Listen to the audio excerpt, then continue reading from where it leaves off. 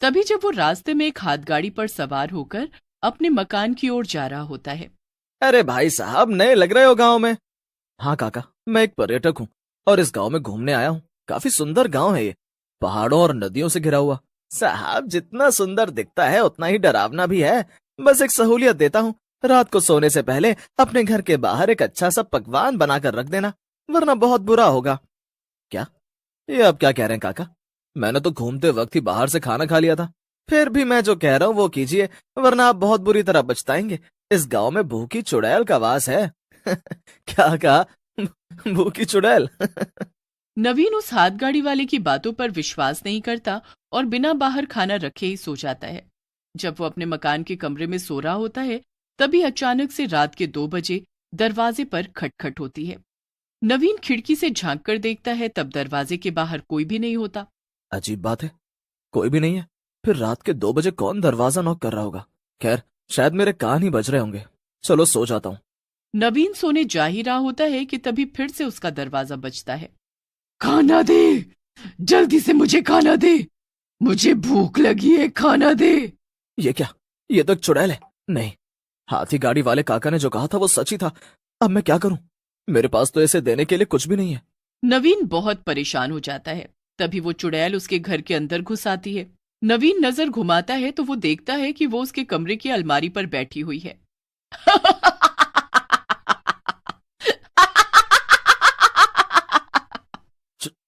चुड़ैल, तुम अंदर कैसे आ गई? निकल जाओ यहाँ से। तेरी इतनी हिम्मत, तू मुझे निकलने का आदेश देगा? मैं एक सर्वशक्तिशाली चुड़ैल हूं और आज तूने इस गांव का नियम तोड़ा है। नियम? कैसा नियम? तूने मेरे लिए घर के बाहर खाना ना रखकर बहुत बड़ी गलती कर दी है। अब तुझे उस गलती की सजा भुगतनी होगी। आ, मेरी आंखें! नहीं, नहीं। अगले दिन नवीन के मकान में सरपंच समेत बाकी गांव वाले भी इकट्ठा हो जाते हैं और नवीन के बड़े भाई रोहित और भाभी शिखा को गांव में उसकी देखरेख करने के लिए बुलाया जाता है। मैंने उस चुड़ैल को खाना नहीं दिया, इसीलिए उसने मेरी आंखें निकाल ली और अपने साथ ले गई। अब मैं क्या करूं? मैं तो अंधा हो गया भैया भाभी। सरपंच जी, अगर आपके गांव में उस भूखी चुड़ैल का खौफ फैला हुआ है तो आपको हर एक पर्यटक और बाहर से आने वाले व्यक्ति को बताना चाहिए था ना। नहीं रोहित भैया, मुझे पता था। मुझे एक हाथ गाड़ी वाले काका ने बोला था, लेकिन मैंने उनकी बातों पर विश्वास नहीं किया और सो गया बगैर खाना रखे ही। सरपंच जी, उस भूखी चुड़ैल के लिए दरवाजे के बाहर खाना रखना इतना जरूरी क्यों है?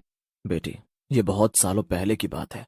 इस गांव में कपालिका नाम की एक औरत अपने पति और सास ससुर के साथ रहती थी, लेकिन वो कपालिका को बहुत मारते थे और उसे खाना न देकर भूखा रखते थे, जिस कारण एक दिन उसकी मौत हो गई और उस दिन से वो चुड़ैल बनकर सबको परेशान कर रही है।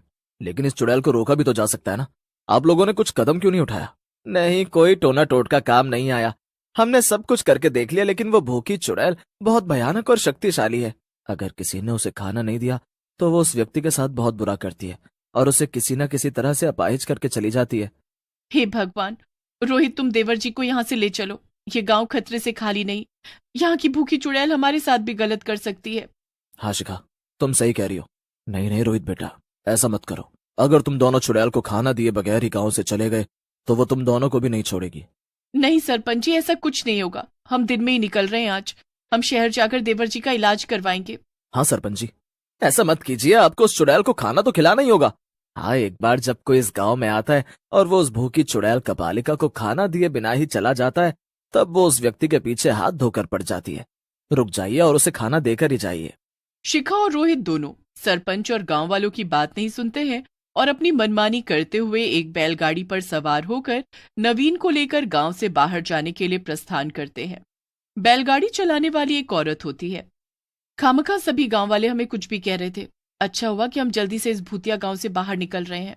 हाँ शिखा, धन्यवाद शिखा भाभी। रोहित भैया, तू चिंता मत कर। नवीन, मैं हूं ना, तू जल्दी ठीक हो जाएगा मेरे भाई। तभी अचानक से बैलगाड़ी एक खाई पर जाकर रुक जाती है। ये क्या? ओ बैलगाड़ी वाली, तुम्हारा दिमाग खराब हो गया है क्या? यहाँ खाई पर क्यों लाई हो तुम बैलगाड़ी? तभी वो औरत उनकी बातों का कोई जवाब नहीं देती।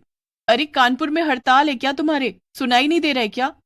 तभी वो औरत पीछे मुड़कर देखती है और उसकी डरावनी शक्ल देखकर रोहित और शिखा के होश उड़ जाते हैं। वो और कोई नहीं बल्कि चुड़ैल कपा। तुम दोनों को क्या लगा? तुम दोनों मुझे खाना दिए बिना इस गांव से चले जाओगे? तुम्हें इस गांव की परंपरा को निभाना चाहिए था, लेकिन तुम दोनों ने अपनी होशियारी दिखाई। अब उस होशियारी की सजा तो भुगतनी ही होगी। नहीं नहीं, छोड़ दो हमें कपालिका, हमें माफ कर दो। हाँ कपालिका, छोड़ दो हमें। मेरे भैया और भाभी को बख्श दो कपालिका। कपालिका कभी किसी को माफ नहीं करती। गलती की है तो सजा तो भुगतनी ही पड़ेगी। कपालिका उन दोनों का गला पकड़ती है और हवा में उड़ते हुए उन्हें खाई के नीचे फेंकने जा ही रही होती है कि तभी अंधा नवीन बैग में रखे बचे हुए समोसे और कचौरियां जैसे तैसे निकालता है और वो कपालिका को चिल्लाते हुए कहता है, कपालिका कपालिका, छोड़ दो उन्हें। ये देखो, हम तुम्हें समोसे और कचौरियां देंगे, छोड़ दो उन्हें। नवीन की आवाज सुनकर और समोसों और कचौड़ियों की खुशबू सूंघकर कपालिका की लार टपकने लगती है और वो रोहित और शिखा को जमीन पर फेंककर समोसे और कचौड़ियों की तरफ भागती है और उन्हें पागलों की तरह खाने लगती है। वाह वाह, क्या बात है! वाह वाह वाह वाह वाह। यही सही समय है रोहित, नवीन को अपने कंधे पर उठाओ और भागो यहाँ से। रोहित नवीन को अपने कंधे पर उठाकर शिखा के साथ वहां से भागने लगता है और भागते भागते वो दोनों रास्ता भटक जाते हैं और फिर से गांव में ही पहुंच जाते हैं। ओ नो, अब? हे भगवान, अब हम क्या करें? हम तो फिर से गांव में ही लौट आए हैं। अब हमारे पास यहाँ रुकने के अलावा और कोई रास्ता नहीं है। शाम के 6 बज चुके हैं शिखा। शिखा और रोहित अपने साथ घटी हुई घटना के बारे में सरपंच और गांववासियों को बताते हैं। तभी एक गांववासी उन्हें एक थाली भरकर अच्छे अच्छे पकवान बनाकर देता है। ये लीजिए, ये मेरी घरवाली ने खाना बनाया है। ये थाली रात को सोने से पहले दरवाजे के बाहर रख देना, और हाँ, सुबह 6 बजने के बाद ही अपना दरवाजा खोलना। ठीक है, धन्यवाद भाई साहब। मैंने आप दोनों से कहा था कि उस चुड़ैल को खाना देते हुए जाना। माफ कीजिएगा सरपंच जी, हमने आपकी बात नहीं मानी, लेकिन अगर आज देवर जी सही समय पर वो बैग में से बचे हुए समोसे और कचौड़ियां नहीं निकालते तो कपालिका हमें उसी खाई से नीचे ही फेंक देती। रात में शिखा घर के दरवाजे के बाहर खाना रखती है और वो तीनों सो जाते हैं। उनके पड़ोस में रहने वाले बिरजू के दरवाजे के बाहर रखा हुआ खाना एक सड़क का कुत्ता खा लेता है और जब कपालिका ये देखती है तो वो गुस्से में आग बबूला हो जाती है। ये क्या? इस बिरजू ने आज मेरे लिए खाना नहीं रखा, अब ये गया। खोल, दरवाजा खोल बिरजू, आज तूने मेरे लिए खाना क्यों नहीं रखा? लेकिन ऐसा कैसे हो सकता है? मैंने तो खाना रखा था। मेरा विश्वास करो कपालिका, मैंने खाना रखा था तुम्हारे लिए। झूठ मत बोल बिरजू के बच्चे, आज तो मैं तुझे नहीं छोड़ूंगी, नहीं छोड़ूंगी। चुड़ैल कपालिका की आवाज सुनकर शिखा और रोहित उठ जाते हैं और वो अपने घर की खिड़की से बिरजू के घर के बाहर हो रहे इस तमाशे को देखते हैं। हे भगवान, लगता है बिरजू भैया की थाली का खाना गली का कुत्ता खा गया।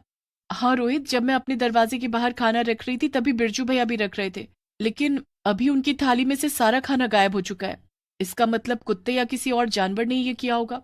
रोहित, हम बिरजू भैया को और इस गांव को इस भूखी चुड़ैल कपालिका से बचा सकते हैं। गांव वाले बेवकूफों की तरह इसे रोज खाना देते रहते हैं, लेकिन कभी किसी ने ये नहीं सोचा कि खाना देने के बहाने ही उसे खत्म भी किया जा सकता है। शिखा तुरंत अपने पास बचे हुए खाने को एक थाली में परोसती है और उसमें गांव के भव्य शिव मंदिर से मिली भस्म मिलाती है। अब देखना, इस भस्म से मिले हुए खाने को खाकर कैसे भूखी चुड़ैल कपालिका का अंत होगा। वाह शिखा, इतनी सी बात किसी के ध्यान में नहीं आई कि कपालिका को खाने से मारा जा सकता है। शिखा और रोहित कपालिका के सामने वो खाना ले जाते हैं और उस खाने को देख कपालिका की लार टपकने लगती है। अरे वाह, खाना, बढ़िया बढ़िया खाना। नहीं, ये तुम लोगों ने अच्छा नहीं किया। सभी गांव वाले कपालिका की इतनी तेज आवाज सुनकर जाग जाते हैं और वहां इकट्ठा हो जाते हैं। शिखा बेटी, आज तुमने वो कर दिखाया जो हम अनपढ़ गांव वाले कभी नहीं कर पाए। कभी कभी हम इंसान भी किसी पहेली को सुलझाने के लिए दुनिया भर की तिकड़म लगा लेते हैं, लेकिन असल में उस पहेली का हल तो बहुत आसान ही होता है। धन्यवाद शिखा भाभी, आपने इस गांव को उस भूखी चुड़ैल के कहर से मुक्त किया है। कपालिका जलकर राख हो जाती है। इस तरह अंत में भूखी चुड़ैल खत्म हो जाती है, जिसके बाद रोहित और शिखा